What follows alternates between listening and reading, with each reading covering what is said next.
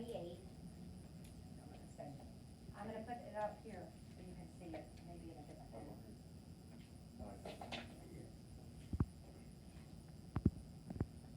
Okay, and then, so I'll do it over here, so stay right.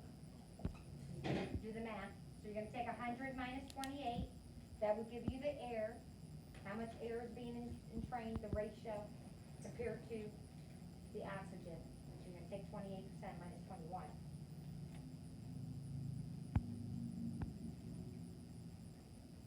You guys calculate the ratio, because it should be 10 to 1.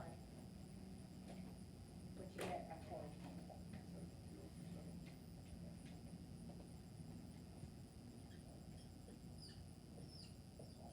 Did everyone else get the same?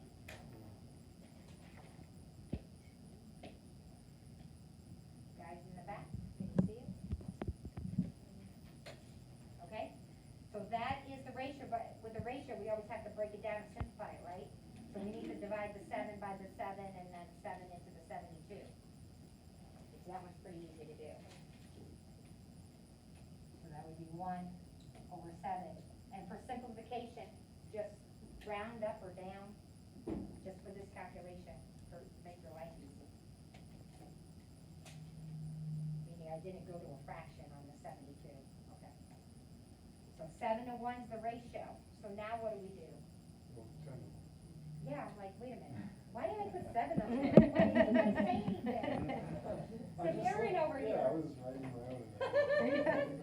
No one else said like, oh, Miss Victor, I don't understand, what are you doing wrong over there? Your math is weird. You don't even know how to do basic math, Miss Victor. Okay, there we go. 10 over 1. Thank you, okay? So now we need to add the ratio together. So we're going to take the 10 plus the 1 equals 11. So what did I tell you? What's the liter flow? Look on one of your nebulizers, who has one in front of you, or Venturi's. Tell me a liter flow that says to run it on for 28%. That one doesn't, unfortunately. The green one, or the 2 green devices that were floating around, the one has a green mask, the air entrainment mask. That one has a liter flow on it. Who has that one? You say 3 liters? That one says 3 liters, right? Yeah. Okay, so we could use that example. What does that one say? 28%. 5 to 6. So you can see each device manufacturer is going to tell you to run at a different liter flow. So you need to have a liter flow in the problem to be able to calculate how many liters are actually being delivered to the patient. So let's use 6. Okay, so 11's we're adding up the ratio, and then we're going to multiply times 6 liters per minute. And this is from your flow meter. Your O2 flow meter, running at 6 liters per minute. So that means 10 liters a minute are coming in through those entrainment ports per minute.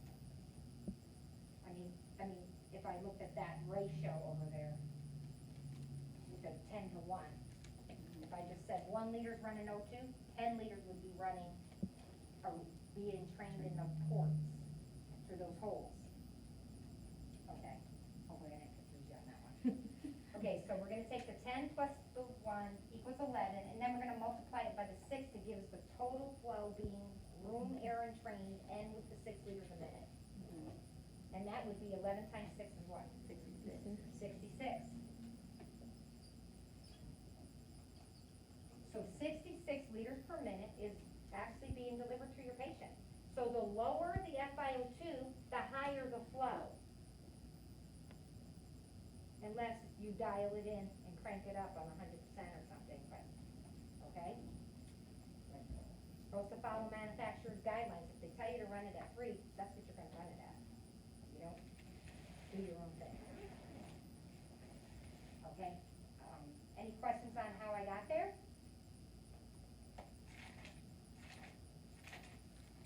So what part of this actually makes it a fixed device, or, a fixed oxygen device? Besides the specific FiO2 going to the patient, it is 28%. What's another thing that goes along with that fixed? The flow is able to keep up with the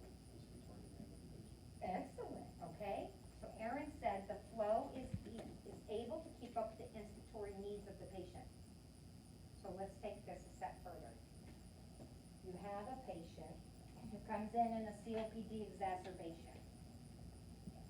And maybe what's our normal minute ventilation? We're all walking around with that. 6 to 8. Okay, excellent.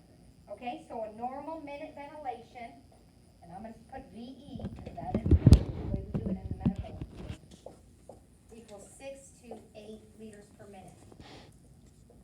So depending on if you're male or female, and your height, and your age, and all that other good stuff, it's going to determine what it is. What is minute volume equal? What's in that? Does anyone know? Respiratory, the frequency of breaths times the tidal volume. Yeah. Good job.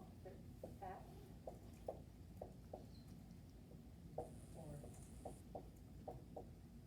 So how deep a patient's breathing and how fast they're breathing. So we're all here in a normal, healthy state, right? Feeling okay. None of us have pneumonia or COPD or advanced pulmonary disease, right? None of us are sick. So that's us on a normal day. Does that device exceed our inspiratory demand? Okay, 66 liters per minute is greater than 6 to 8, right? So just know that on patients in respiratory distress, and they're coming in and they're sick, well, they can triple their minute ventilation. Okay, so we'll just say 6 times 3, they could be at 18 liters per minute, right? 6 times 8 is what? 40? What is it? 48? Yeah? Yeah, okay.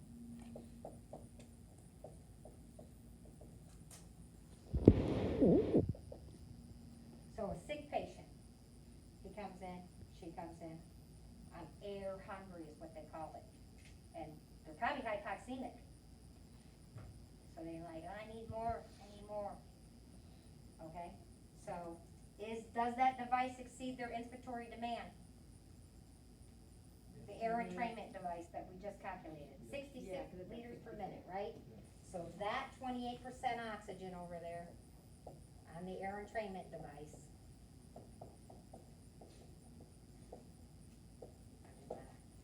equals 66 liters per minute. So if someone was to ask you in a test question to calculate the total flow, does this exceed the patient's inspiratory demand? Because that's the way the test question would be posed. Can you go over, you got 18 again? I just tripled 6 times 3 and then 8 times 3. Oh wait, I didn't even get that right, so that's 24. I was like, wait a minute, I thought my math was wrong. Okay, there we are. I just tripled it.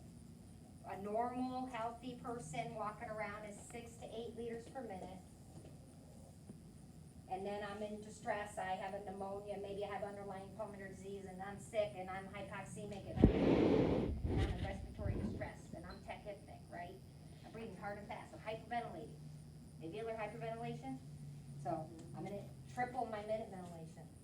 And now I'm using this device, but it exceeds my demand. It exceeds my demand, and guess what? You're gonna have fixed FiO2. It's not going to vary. Fixed. Okay. Does that make sense to everyone? Okay. Let's do a couple more calculations over here.